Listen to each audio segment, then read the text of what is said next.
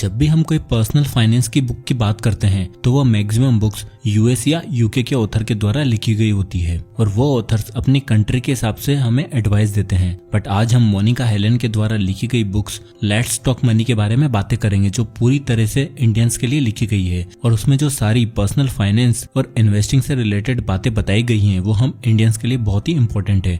तो आज मैं आपको इस बुक से 4 ऐसे लेसन्स बताने वाला हूँ जिन्हें हम स्टेप बाय स्टेप देखेंगे। तो उसमें हम सबसे पहले देखेंगे कि हमें किस तरह अपने पैसों को मैनेज करना है, उसके बाद हमें अपने प्रोटेक्शन के लिए अलग से फंड इकट्ठा करके रख देना है और फिर हम किस तरह अपने पैसों को इन्वेस्ट कर सकते हैं, जिसके लिए ऑथर हमें स्टॉक मार्केट सजेस्ट करती है जिससे कि हम अच्छे खासे रिटर्न पा सके। तो ये सारे लेसन आज हम इस बुक से सीखेंगे, तो इसलिए इस वीडियो का एंड तक देखना बहुत ही जरूरी है। So let's begin. Lesson number 1, the money box. हम कभी भी पैसों के बारे में बात नहीं करते हैं क्योंकि यह टॉपिक हमारे लिए अनकंफर्टेबल होता है और क्योंकि हम पैसों को डिस्कस नहीं करते हैं इसलिए हम पैसों को सही से मैनेज भी नहीं कर पाते हैं। इसलिए ऑथर हमें सजेस्ट करती है कि हमें हमारी फाइनेंशियल लाइफ को एक मनी बॉक्स की तरह ट्रीट करना है और इस मनी बॉक्स में आप अपनी इनकम जो कमाते हो, अब वो चाहे जॉब करके कमाते हो या फिर आपका कोई बिजनेस है, उस इनकम को आपको अपनी मनी बॉक्स में डालना है और उस मनी बॉक्स से आप अपने लिए खर्चे करोगे और वही मनी बॉक्स आपके फ्यूचर में इन्वेस्टमेंट और इमरजेंसी के लिए भी काम आएगा। आपने बहुत से लोगों से सुना होगा कि वो अक्सर ये बोलते हैं कि उन्हें पता ही नहीं रहता है कि उनके पैसे कहाँ पर चले जाते हैं और मेरे पास तो कुछ भी पैसा सेव नहीं है। इसलिए ऑथर बोलती है कि हर इंसान के पास पैसों को सेव करने की अपॉर्चुनिटी होती है और वो चाहे सब्जी बेचने वाली आंटी हो या फिर कोई बिजनेस टाइकून जो बड़ी सी गाड़ी चलाता है। बस हमें सही नजरिए से देखना होता है कि हम अपने पैसों के साथ कैसे बिहेव कर रहे हैं। इसलिए इस प्रॉब्लम के सोल्यूशन के लिए ऑथर हमें 3 तरह के मनी बॉक्स को क्रिएट करने को बोलती है और हमें उन्हें 3 अलग अलग नाम दे देना है। तो पहले बॉक्स को हम नाम देंगे इनकम अकाउंट, दूसरे बॉक्स को नाम देंगे स्पेंड अकाउंट और तीसरे बॉक्स को नाम देंगे इन्वेस्टेड अकाउंट। जैसे कि इनके नाम से पता चल रहा है, पहला बॉक्स है इनकम अकाउंट।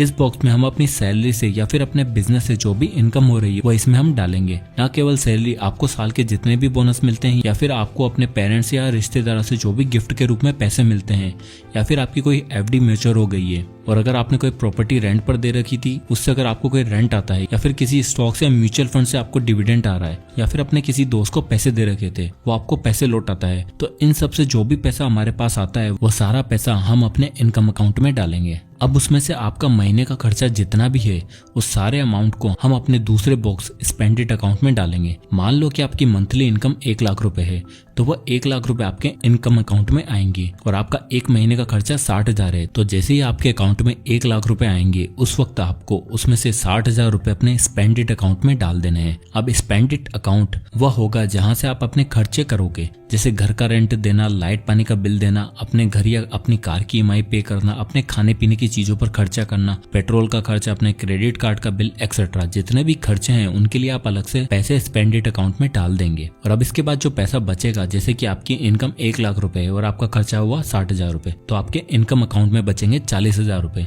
तो आपको बचे हुए 40,000 रुपए को अपने तीसरे बॉक्स जो कि इन्वेस्टेड अकाउंट उसमें डाल देना है और आप अपने इनकम अकाउंट में केवल मिनिमम बैलेंस ही रखोगे, बाकी बचा सारा पैसा इन्वेस्टेड अकाउंट में ट्रांसफर कर दोगे और इस इन्वेस्टेड अकाउंट से आप पैसों को इन्वेस्ट करोगे। अब चाहे आप इन पैसों को स्टॉक्स में लगाओ, बॉन्ड्स में लगाओ या फिर म्यूचुअल फंड्स खरीदो या फिर अपने लिए कोई इमरजेंसी फंड क्रिएट करोगे, वो सारी चीजें आप इस इन्वेस्टेड अकाउंट से करोगे। और जब आप ऐसा करने लग जाओगे तो आप सही तरीके से पैसों को ट्रैक कर पाओगे। आपको पता होगा कि आपका पैसा कहां पर जा रहा है और किधर को जा रहा है और आपकी फाइनेंशियल लाइफ सही डायरेक्शन में जाने लग जाएगी।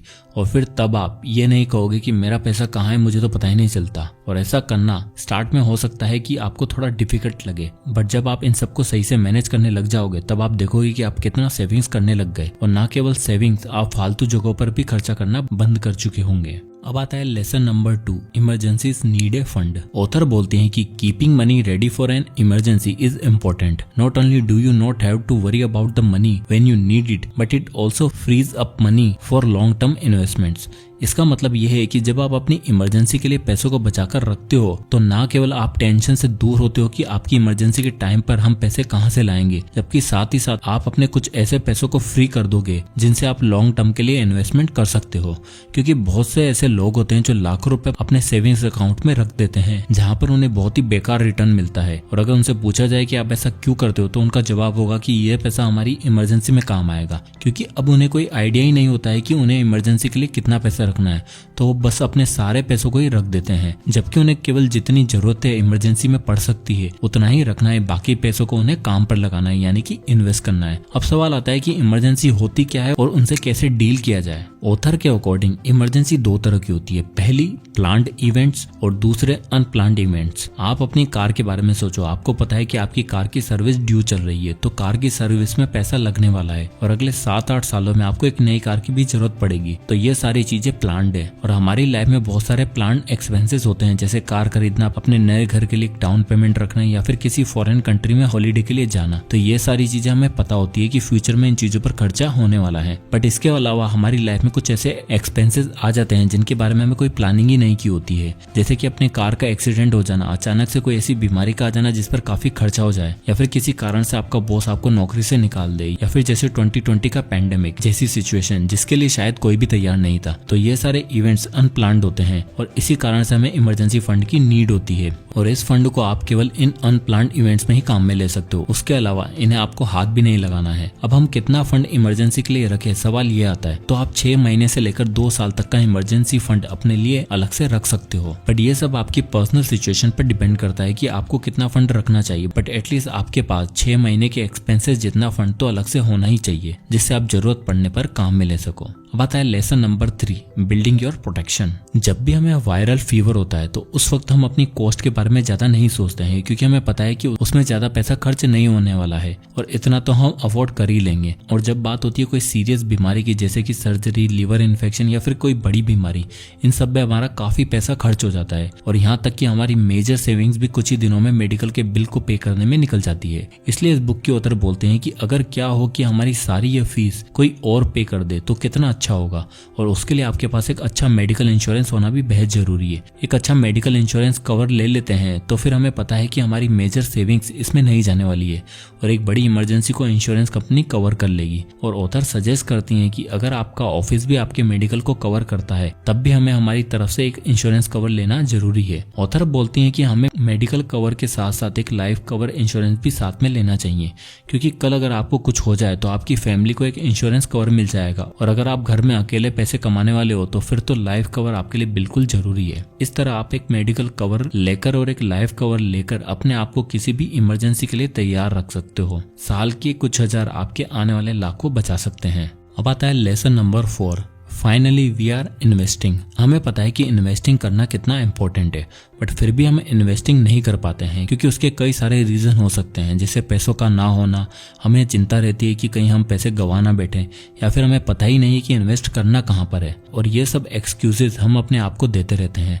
ऑथर के अकॉर्डिंग आपको जितना जल्दी हो सके इन्वेस्टिंग स्टार्ट कर देनी चाहिए। अगर आप महीने के 1000 रुपए से भी स्टार्ट करोगे तो आप साल के 12000 रुपए इन्वेस्ट कर चुके होंगे। बट बहुत से लोगों का सवाल होता है कि हम इन्वेस्ट करें कहाँ पर। तो ऑथर के अकॉर्डिंग सबसे बेस्ट जगह इन्वेस्ट करने की जो है वो है स्टॉक मार्केट, यानी कि आप इक्विटी में इन्वेस्ट कर सकते हो। बट जब बात शेयर मार्केट की आती है तो लोगों का ये परसेप्शन बना हुआ है कि स्टॉक मार्केट तो एक गैम्बलिंग है जिसमें आपका लक चला तो आप अमीर और नहीं चला तो आप बर्बाद। बट ये अप्रोच सही नहीं है। स्टॉक मार्केट कोई इंस्टेंट बनाने वाला नूडल नहीं है, जबकि यह तो एक ऐसी डिश है जिसे आप धीरे धीरे पकाते हो और उसका स्वाद लेते चले जाते हो। इक्विटी में इन्वेस्ट करने का मतलब आप एक बिजनेस में पैसा लगाते हो। तो यह काम कैसे करता है इसके लिए हम एक डिटेल एग्जांपल से उसे समझते हैं। मान लो कि आपका एक दोस्त है जिसका नाम है राहुल। राहुल दिल्ली में रहता है और वो दिल्ली के सबसे बेस्ट बर्गर बनाता है, बट उसकी एक छोटी सी स्टॉल है जिसमें वो बर्गर बेचता है और काफी लोग उसका बर्गर खाने आते हैं। तो अब राहुल सोचता है कि उसे अपना बिजनेस को और बढ़ाना चाहिए, तो वो दिल्ली के कुछ और एरियाज में भी अपनी 5 नई शॉप ओपन करता है। क्योंकि अब उसने अपना बिजनेस बढ़ा लिया है तो उसके एक्सपेंसेस भी बढ़ गए हैं।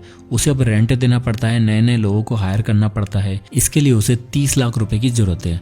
अब वो चाहे तो बैंक से लोन ले सकता है। अब आपको उसका बिजनेस काफी अच्छा लग रहा है तो आप उसके बिजनेस में पैसा इन्वेस्ट करना चाहते हो, तो आप अपने साथ 3 और दोस्तों को भी राहुल के बिजनेस में इन्वेस्ट करने के लिए मना लेते हो। तो आप और आपके 3 दोस्त मिलकर राहुल के बिजनेस में 5-5 लाख रुपए इन्वेस्ट करते हैं। तो यानी कि आप चारों ने मिलकर टोटल 20 लाख रुपए राहुल के बिजनेस में इन्वेस्ट किए हैं और राहुल खुद 10 लाख रुपए इन्वेस्ट करता है। अब अगर हम सबका एक एक शेयर काउंट कर लें तो आप चारों को एक एक शेयर मिलता है, और जैसे कि राहुल ने आप लोगों से डबल इन्वेस्ट किया है तो राहुल को 2 शेयर उस बिजनेस में मिलते हैं। तो इस तरह उस बिजनेस के टोटल 6 शेयर्स हो जाते हैं। अब साल के एंड में उस बिजनेस से टोटल 12 लाख का प्रॉफिट होता है। तो हर एक शेयर का प्रॉफिट होता है 2 लाख रुपए। अब आप लोग उस प्रॉफिट को नहीं लेते हो और वापस से उसी बिजनेस में री इन्वेस्ट कर देते हो और दिल्ली में और भी नई नई शॉप्स को ओपन कर देते हो और दूसरे साल का प्रॉफिट होता है 20 लाख रुपए। अब आपका एक दोस्त विदेश जा रहा है तो वो अपना हिस्सा बेचना चाहता है। अब उसने 5 लाख रुपए उस बिजनेस में मिलाए थे, तो अब उसे 5 लाख रुपए ही मिलेंगे या उससे ज्यादा? ऑब्वियस है कि बिजनेस ने अच्छा प्रॉफिट अर्न किया है तो उससे ज्यादा पैसे ही मिलेंगे। तो आप कैलकुलेट करते हो और आप उसके हिस्से के लिए उसे 15 लाख रुपए दे देते हो। यानी कि आपके दोस्त ने लगाए थे 5 लाख रुपए और उसे टोटल मिले 15 लाख रुपए, यानी कि आपके दोस्त ने 10 लाख का प्रॉफिट कमाया। अब आप उस बिजनेस में टोटल 4 पार्टनर बचे हो और आप लोग सोचते हो कि हमें अपने बिजनेस को अब दिल्ली में नहीं रखना है बल्कि बाकी की मेट्रो सिटीज में उसे एक्सपेंड करना है। उसके लिए आपको 10 करोड़ रुपए की जरूरत है। तो अब आप लोगों के पास अगेन 2 ऑप्शन है, या तो आप बैंक से लोन ले सकते हो या फिर आप चाहो तो उस कंपनी को लिस्ट कर सकते हो। यानी कि जब आपकी कंपनी लिस्ट हो जाएगी तो कोई भी आपकी कंपनी का एक शेयर खरीद सकता है और अब जो आपके एक शेयर का प्राइस था 5 लाख रुपए वो नहीं रहेगा। आप उसे छोटे छोटे हिस्सों में डिवाइड कर दोगे, जैसे कि 10 रुपए 20 रुपए इस तरह, जिससे कि हर कोई आपके बिजनेस में एक छोटे से अमाउंट से जुड़ सकता है। इस तरह आप अपनी कंपनी को लिस्ट करके पैसे इकट्ठा कर सकते हो और बाकी की सिटीज में अपनी शॉप्स को ओपन कर सकते हो। तो इस तरह एक बिजनेस स्टॉक मार्केट में लिस्ट होता है और लोग उसमें इन्वेस्ट करते हैं। इसलिए ऑथर हमें बोलती है कि हमें बिजनेस को समझकर उसमें इन्वेस्ट करना चाहिए और अगर आप एक अच्छा बिजनेस चूज करते हो तो आप इजीली अच्छा रिटर्न जनरेट कर सकते हो। इसलिए ऑथर के अकॉर्डिंग स्टॉक मार्केट एक बहुत ही अच्छा ऑप्शन है जो आपकी वेल्थ को बहुत ही ज्यादा बढ़ा सकता है। तो दोस्तों ये थे 4 लेसन मोनिका आइलैंड की अमेजिंग बुक से, जिनका यूज करके हम पैसों को अच्छे से समझ सकते हैं और अपनी वेल्थ को और भी बढ़ा सकते हैं। तो आई होप कि वीडियो आपको पसंद आया होगा, तो इसे लाइक करें और ज्यादा से लोगों तक शेयर करें। और अगर आप इसी तरह के वीडियोस देखना चाहते हैं तो हमारे चैनल को सब्सक्राइब करना ना भूलें। और अगर आप किसी भी टॉपिक पर वीडियो चाहते हैं तो हमें कमेंट करके जरूर बताइएगा। तो मिलते हैं नेक्स्ट वीडियो में, तब तक के लिए जय हिंद।